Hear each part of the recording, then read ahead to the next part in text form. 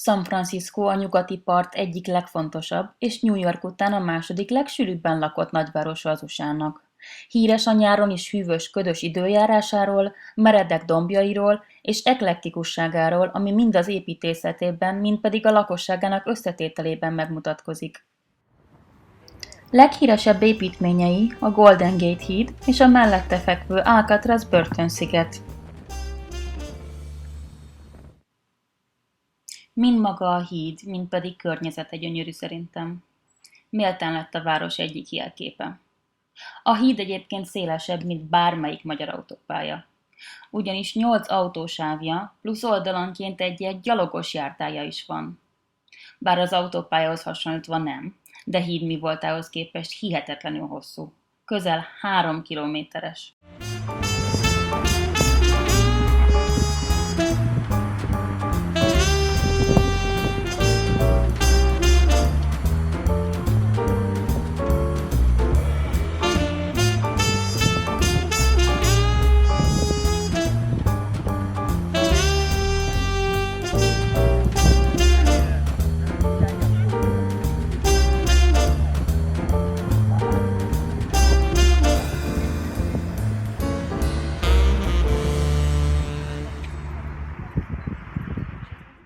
Érdekes kontrasztnak éreztem a távolban sikló vitorlások és a mellettük zordan tornyosuló börtönsziget kettősségét.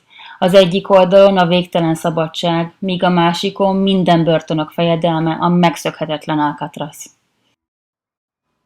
Bár még 1963-ban bezárta hivatalosan a kapuit, a mai napig a börtönvilág szimbóluma maradt az Alcatraz, és így rengeteg turista érdeklődésének a középpontja is.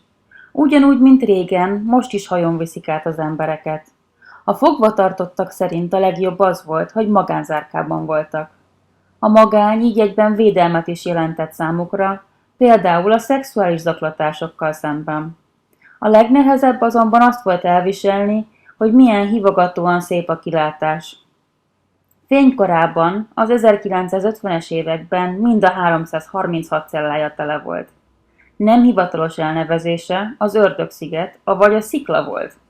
Az utóbbi címen Nicolas Cage, akinek egyébként Ketrecet jelent a vezetékneve, és Sean Connery főszereplésével egy zseniális film is készült a szigetről. Visszatérve az öbölbe, kedves, színes kis házak vidítják fel az embert. Felül méregdrága és nagyon elegánsnak számító lakóövezet található, míg az utcaszinten végtelen sok apró kis üzlet és számos kávézó és étterem van.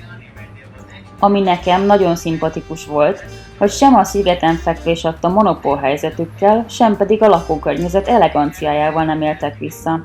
Teljesen elérhető áron kínáltak mindent. A budapesti Robinson étteremhez hasonlóan itt is van egy, a víz fölé épített étterem. Csak épp itt látványos elemként vitorláshajók is elúsznak az ember szemmel előtt. A városligeti tavon ez aligha lenne megvalósítható.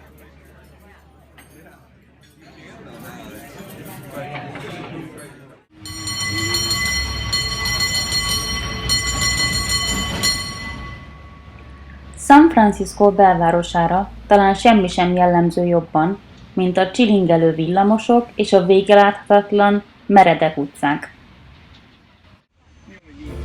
Talán Washingtonon és Bostonon kívül San Franciscónak van a leginkább európai stílusú építészete. Mint ahogy azt az elején említettem is, az egész városra az eklektikusság jellemző. Ez megmutatkozik abban is, hogy a hagyományos amerikai felhőkarcolókon kívül számos klasszikus stílusú európai épülettel is találkozunk.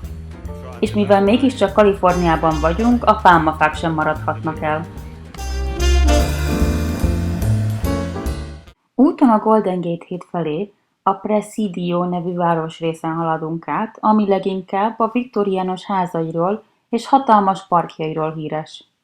Szinte felbecsülhetetlen értékűek ezek a házak, ugyanis az 1906-os földrengés és tűzvészben nagyon sok odaveszett közülük. Az értéküket néhány lakosuk azzal rontotta, hogy balgamód, dekorációs szenvedélyüknek hódolva, utólagos stukkókkal díszítették az eredeti homlokzatot. Csak hogy érzékeltessem a kártékonyságuk anyagi vonzatát, itt 6-700 ezer dolláros értékvesztésről beszélhetünk. Óriási divat volt akkoriban minél színesebbre festeni a házat, ezt kifejezi, hogy külön szavuk is van a színes házakra, ami legalább 5 színt tartalmaz, 5 különböző színt, azok painted lady, tehát festett hölgy.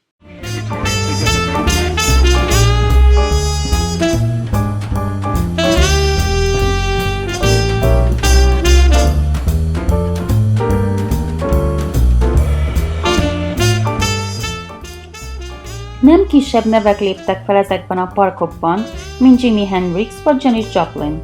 Ugyanis az akkori városvezetés a hippi szeretett forradalom nevében fellépési lehetőséggel támogatta az ifjú zenei tehetségeket.